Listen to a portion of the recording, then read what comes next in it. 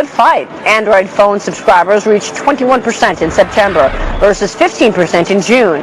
Apple held steady with over 24% of the market share, while RIM, the owner of the BlackBerry, remains at the top of the heap with over 37% of the market that was in September. That is actually a decline, though, from the 40% the company had in June in terms of market share. Just today, Dell announced it's switching 25,000 employees from RIM's BlackBerry to its own smartphone.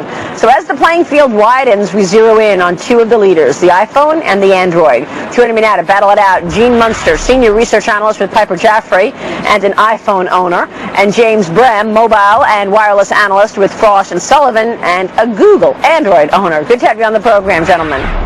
Thank you. So, Gene, you acknowledge that the Android is the best competitor out there, but it's still a step below the iPhone. Exactly. If you put both phones in front of people and just say the excluding price, just tell me which phone you like better, 70% of the time people prefer an iPhone over an Android phone. It is true that there are more Android phones being sold today in just terms of total units than iPhones for the first time, but I guess I don't know how to measure success. Is it the better phone or the better unit share, better dollar share? Yeah, it's a good point. James, you say the Android has already taken over the iPhone. Yeah, absolutely. You know, you have two competing business models here. You have Apple that's a hardware-software business model. You have Google that's actually looking more at getting eyeballs to their device to capitalize on its business model.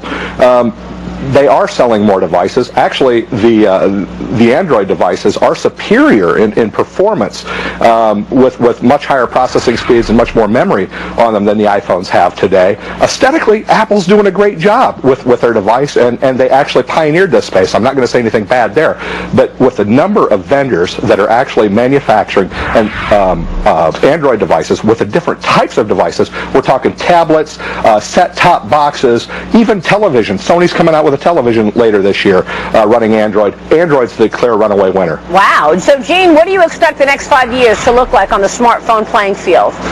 You think I totally disagree on the hardware side. I would totally disagree on the hardware side that the Android devices are superior from a hardware perspective.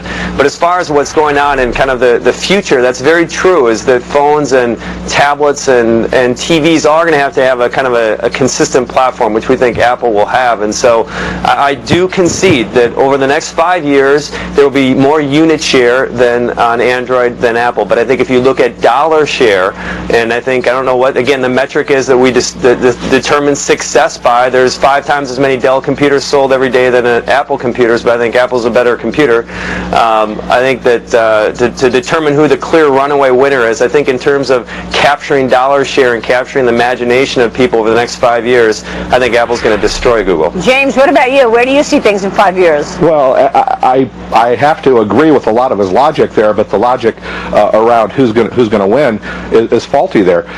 Take a look at what Google is doing. Their business model is not on selling hardware and software. It's on capturing minds and selling advertising services to other companies. If they're on these other types of devices and if they are in more hands, ultimately Google's going to be the runaway winner in terms of pure revenue. Not revenue from devices, not revenue from software, but on pure total revenue. So Gene, you own the iPhone. Would you ever switch?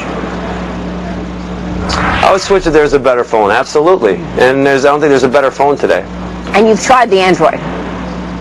Yeah, we have our team. There's Androids. We have Android phones on our team. I personally have an iPhone, but I've used it. We've surveyed people. We've asked the question and surveying people if given the exact same, as I mentioned before, given the exact same phone in front of them, put in the best incredible Android phone plus in front of an iPhone, and people pick iPhone. And James, you're an Android user. Would you ever give it up?